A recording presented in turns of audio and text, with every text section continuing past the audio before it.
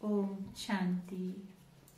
आज 12 सितंबर 2020 के बाबा के मधुर महावाक्य हैं। आज की मुरली का सार है, मीठे बच्चे सदा ये स्मृति रहे, हम श्रीमत पर अपनी सतयुगी राजधानी स्थापन कर रहे हैं तो अपार खुशी रहेगी। और आज की मुरली का प्रश्न है, ये ज्ञान का भोजन किन बच्चों को हजम नहीं हो सकता है। ज्ञान भी भोजन है, जैसे हम वो भोजन खाते हैं उससे शरीर को ताकत मिलती है, ऐसे ही ये ज्ञान भी एक भोजन है जिससे आत्मा को शक्ति मिलती है। तो बाबा ने कहा किन बच्चों को ये हजम नहीं होगा। उत्तर है जो भूले करके, जो छीछी बनकर अर्थात पतित बनकर फिर क्लास में आकर बैठते हैं, उन्हें ये ज्ञान हजम नहीं हो सकता है। वे मुख से कभी भी नहीं कह सकते कि भगवानुवाच काम महाशत्रु है, उनका दिल अंदर ही अंदर खाता रहेगा। वे आसुरी संप्रदाय के बन जाते हैं। ओम शांति। बाबा बैठ रूहानी बच्चों को समझाते हैं, वे कौन सा बाप है, उस बाप की महिमा तुम बच्चों को करनी है। गाया भी जाता है, सत शिव बाबा, सत शिव टीचर, सत सतगुरु। सच तो वे है ना, तुम बच्चे जानते हो हमको सत्य शिव बाबा मिला हुआ है। हम बच्चे अब श्रीमत पर एक मत बन रहे हैं, तो श्रीमत पर हमको चलना चाहिए। बाबा कहते एक तो देही अभिमानी बनो, अपने को आत्मा निश्चय करो। दूसरा बाबा को याद करो, जितना याद करेंगे अपना कल्याण करेंगे। तुम अपनी राजधानी स्थापन कर रहे हो, सो भी बाबा की याद से। आगे भी हमारी राजधानी थी, हम देवी देवता धर्म वाले 84 जन्म भोग अंतिम जन्म में अभी संगम युग पर हैं। इस पुरुषोत्तम संगम युग का सिवाय तुम बच्चों के किसी को भी मालूम नहीं है। बाबा हम बच्चों को कितने पॉइंट्स देते हैं। बच्चे अगर अच्छी रीति याद में रहेंगे तो तुम बहुत खुशी में रहेंगे, परंतु बाबा को याद करने के बदले और ही दुनियावी बातों में पड़ जाते हैं। ये याद रहनी चाहिए कि हम श्रीमत पर अपना राज्य स्थापन कर रहे हैं। गाया हुआ भी है ऊंच से ऊंच भगवान, उनकी ही ऊंच से ऊंच श्रीमत है। बाबा हमको ऊंचे से ऊंची श्रीमत दे रहे हैं। अच्छा श्रीमत क्या सिखलाती है, सो भी सहज राजयोग बाबा हम बच्चों को सिखा रहे हैं। बाबा राजाई के लिए पढ़ा रहे हैं, अपने बाप के द्वारा सृष्टि के आदि मध्य अंत को जानकर फिर हमें दैवी गुणों की धारणा करनी है। बाबा का कभी भी हमें सामना नहीं करना है। किसका सामना नहीं करना है?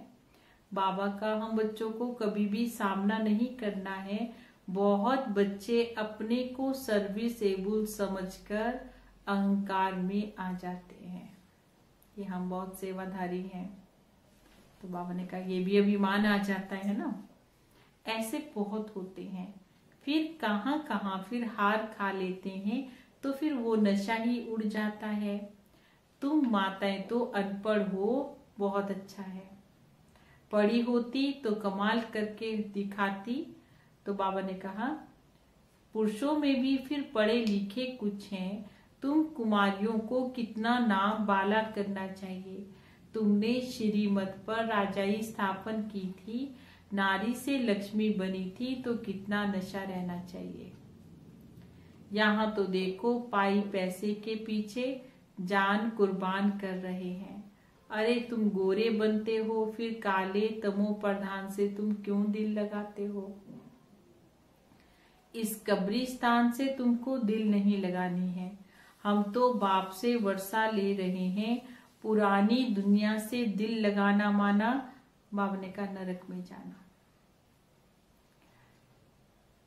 बाबा आकर हमको दोजख से बचाते हैं, अर्थात नरक से बाबा हम बच्चों को बचा रहे हैं, फिर भी मुंह दोजख की तरफ क्यों कर लेते हो?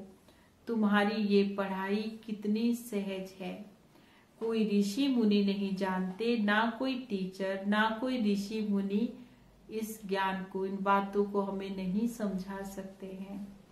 वह है बाप, टीचर, गुरु भी है। वो गुरु लोग भी शास्त्र आदि सुनाते हैं, उनको टीचर नहीं कहेंगे। वे कोई ऐसे नहीं कहते हम दुनिया की हिस्ट्री ज्योग्राफी को सुना रहे हैं, वे तो शास्त्रों की बातें ही सुनाएंगे।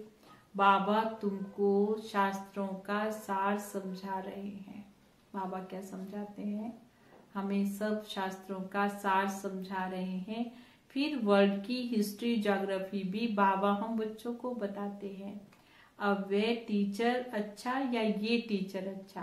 बाबा पूछ रहे हैं कौन सा टीचर अच्छा है। उस टीचर से तुम कितना भी पढ़ो तो बाबा ने कहा क्या कमा लेंगे, सो भी नसीब है। पढ़ते पढ़ते अगर कोई एक्सीडेंट हो गया, कोई मर गया, तो सारी पढ़ाई जितनी भी की थी वो सब उसी के साथ ही समाप्त हो जाती है, खत्म हो जाती है। यहाँ तुम ये पढ़ाई जितनी भी पढ़ेंगे वे व्यर्थ नहीं जाएगी। हाँ, श्रीमत पर ना चल, कुछ उल्टा चल पड़ते हैं तो गटर में गिर पड़ते हैं, और जितना पढ़ा होता है वह भी कोई चला नहीं जाता है। बाबा ने क्या कहा? तो ये पढ़ाई तो 21 जन्मों के लिए है, वो पढ़ाई तो बाबा ने कहा इस जन्म के लिए है। परंतु गिरने से कल्प कल्पांतर का घाटा बहुत बहुत पड़ जाता है। बाबा कहते हैं बच्चे काला मुंह मत करो। ऐसे बहुत हैं जो काला मुंह करके चीची बनकर फिर आकर बैठ जाते हैं। उनको कभी ये ज्ञान हजम नहीं होगा, उनका बदहाजमा हो जाता है। जो सुनेगा वह बदहाजमा हो जाता है। बाबा ने कहा काम महाशत्रु है, उन पर जीत पानी है, खुद ही जीत नहीं पाते हैं तो औरों को कैसे कहेंगे, फिर अंदर भी खाएगा। उनको कहा जाता है आसुरी संप्रदाय। अमृत पीते पीते विष को खा लेते हैं तो 100 गुना काले बन जाते हैं और हड्डी हड्डी टूट जाती है। तुम माताओं का संगठन तो बहुत अच्छा होना चाहिए, एम ऑब्जेक्ट तो सामने है। तुम जानते हो इन लक्ष्मी नारायण के राज्य में एक देवी देवता धर्म था, एक राज्य, एक भाषा, एक कुल, एक मत थी। 100% प्योरिटी, पीस, प्रॉस्पेरिटी थी।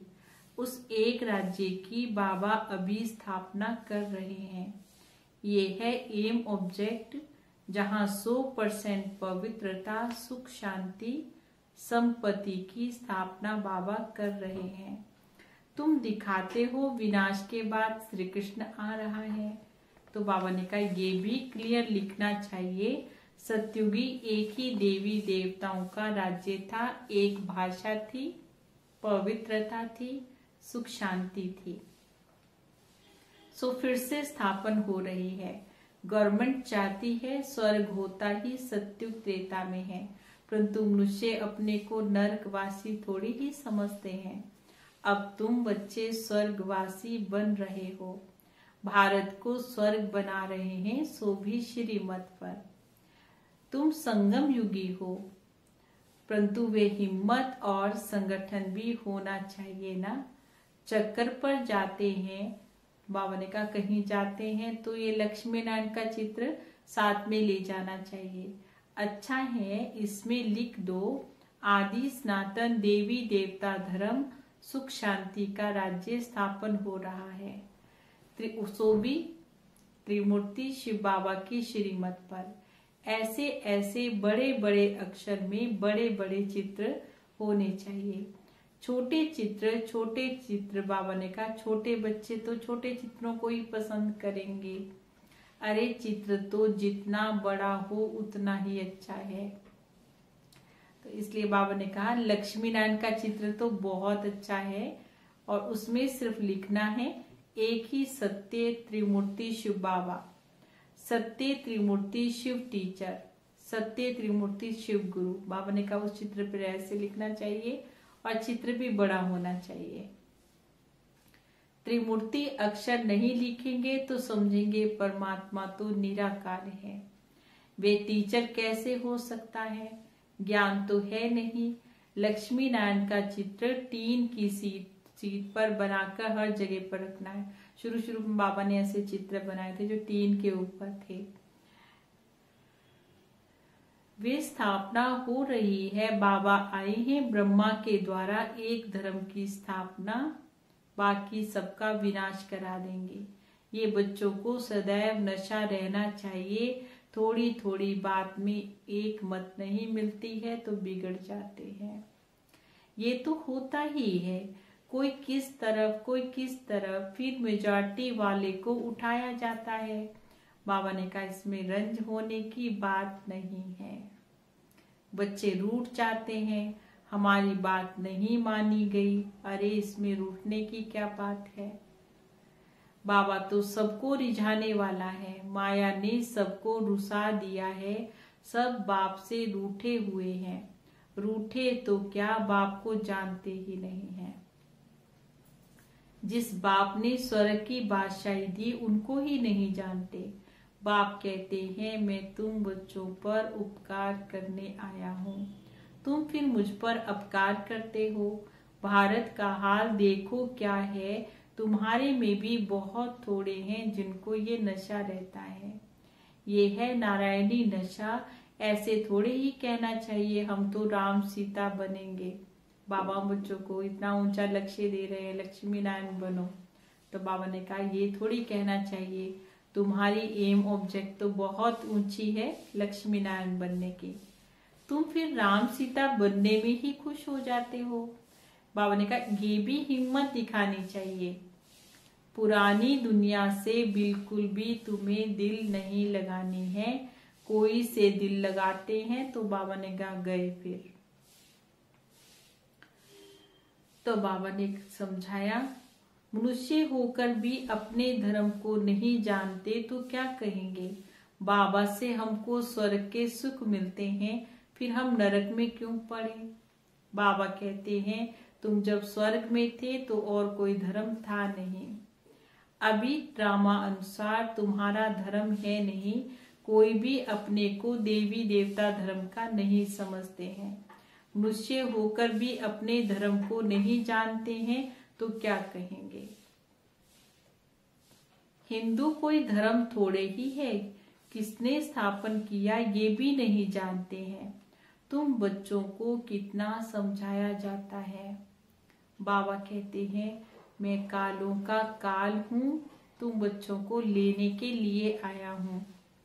बाकी जो अच्छी रीति पढ़ेंगे वही विश्व का मालिक बनेंगे।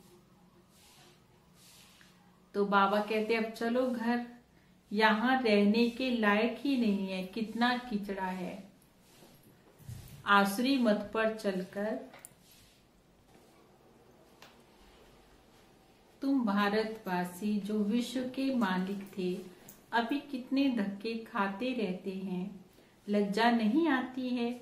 तुम्हारे में भी कोई है जो अच्छी रीति समझते हैं। नंबरवार तो है, बहुत बच्चे तो नींद में रहते हैं, वे खुशी का पारा ही नहीं चढ़ता है। बाबा हमको फिर से राजधानी देते हैं। बाबा कहते हैं इन साधुओं आदि का भी तुम बच्चों को उद्धार करना है। वे खुद ना अपने को ना दूसरे को मुक्ति दे सकते हैं। सच्चा गुरु तो एक ही सतगुरु है जो संगम पर आकर सबकी सदगति करते हैं। बाप कहते हैं मैं आता हूँ कलप में संगम युग पर आता हूँ, जबकि हमको सारी दुनिया को पावन बनाना है। मनुष्य समझते हैं बाप सर्व शक्तिमान है, वे क्या नहीं कर सकते। अरे मुझे बुलाते ही हो हम पतितों को पावन बनाओ, तो मैं आकर तुम बच्चों को पावन बनाता हूँ। बाकी और क्या करूँगा। बाकी तो रिद्धि सिद्धि वाले भी बहुत हैं। मेरा काम है नरक को स्वर्ग बनाना। वह तो हर 5000 वर्ष के बाद बनता है, ये तुम ही जानते हो। आदि सनातन है देवी देवता धर्म, बाकी तो सब पीछे पीछे आए हैं। अरविंद घोष तो अभी आए तो भी देखो कितने उनके आश्रम बन गए हैं। वहां कोई निर्विकारी बनने की बात थोड़े ही है, वे तो समझते हैं सिर्फ पवित्र बनना है। तुम जन्म जन्मांतर तो पतित रहे हो, अब मैं आया हूँ तुमको पावन बनाने। ये अंतिम जन्म पावन बनो। सत्यु त्रेता में कोई विकार होते ही नहीं है। ये लक्ष्मी नारायण का चित्र और सीढ़ी का चित्र बहुत अच्छा है। इसमें लिखा हुआ है सत्यु में एक धर्म एक राज्य था। समझाने के लिए भी बड़ी अच्छी युक्ति चाहिए। बूढ़ी माताओं को भी सिखाकर तैयार करना चाहिए। भले पढ़ी लिखी नहीं होती है, लेकिन बाबा ने कहा बाबा का ज्ञान बहुत अच्छी रीति समझा सकते हैं, जो प्रदर्शनी में भी कुछ समझा सके। कोई को भी ये चित्र दिखाकर बोलो इनका राज्य था, अभी तो है नहीं ना। बाबा कहते अब तुम मुझे याद करो तो तुम पावन बन पावन दुनिया का मालिक बन जाएंगे। क्या बन जाएंगे? पावन बन पावन दुनिया का तुम मालिक बन जाएंगे। अब पावन दुनिया स्थापन हो रही है। कितनी सहज बातें हैं। बुढ़िया बैठकर प्रदर्शनी पर समझाएंगे तो बाबा कहते नाम वाला हो जाएगा। कृष्ण के चित्र में तो लिखत बहुत अच्छी है, बोलना चाहिए ये लिखत जरूर लिखो। इनको पढ़ने से तुमको नारायणी नशा अथवा विश्व के मालिक बने का नशा चढ़ेगा। बाबा कहते मैं तुमको ऐसा लक्ष्मी नारायण बनाता हूँ तो तुम्हें औरों पर भी रहम दिल बनना है। जब अपना कल्याण करेंगे तब दूसरों का भी कर सकेंगे। बाबा ने कहा अपने कल्याण में दूसरों का कल्याण समाया है। बूढ़ियों को भी ऐसा सिखा कर, अर्थात बाबा कहते माताओं को भी सिखाओ और उनको होशियार बनाओ। जो प्रदर्शनी पर बाबा कहे कि 8-10 बूढ़ियों को भेजें तो झट आ जाए। जो करेगा सो पाएगा। सामने एम ऑब्जेक्ट को देखकर बहुत खुशी होती है ना। हम ये शरीर छोड़ देंगे तो विश्व के मालिक बनेंगे। जितना याद में रहेंगे उतना ही पाप कटेंगे। देखो लिफाफे पर छपा है 1 रिलीजन 1 डेटी 1 किंगडम 1 लैंग्वेज। वे जल्दी ही स्थापन हो जाएगी।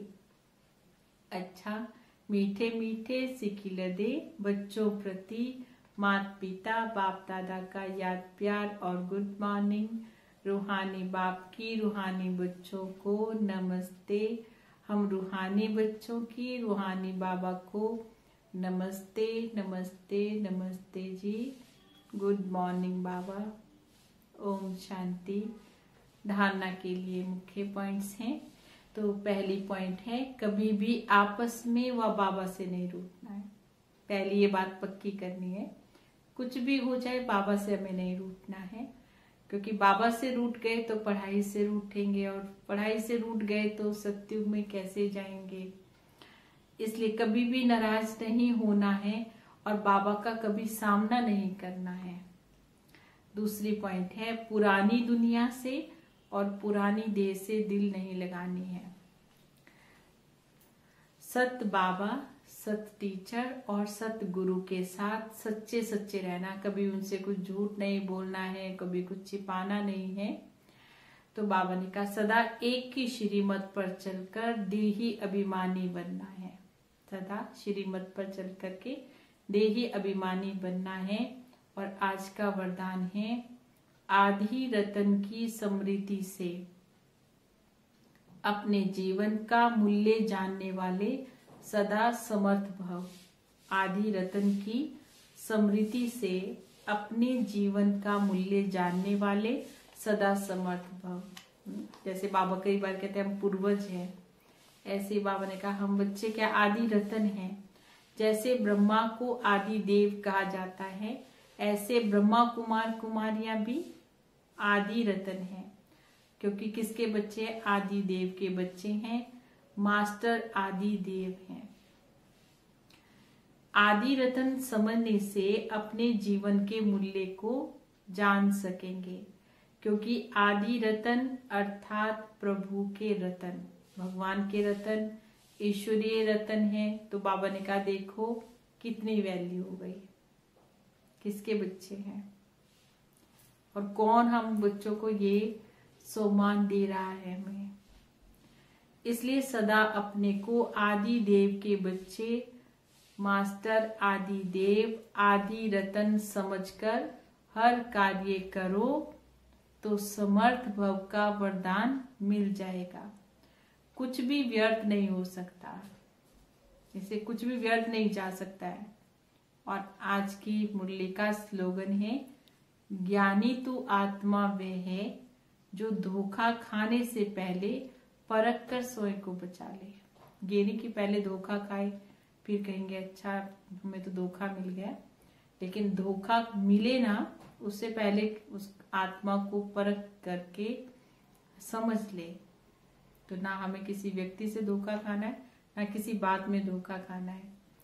तो इसलिए स्वयं को बचाना है, तो इसलिए पहले परखने की शक्ति हमारे अंदर आ जाए। ओम शांति।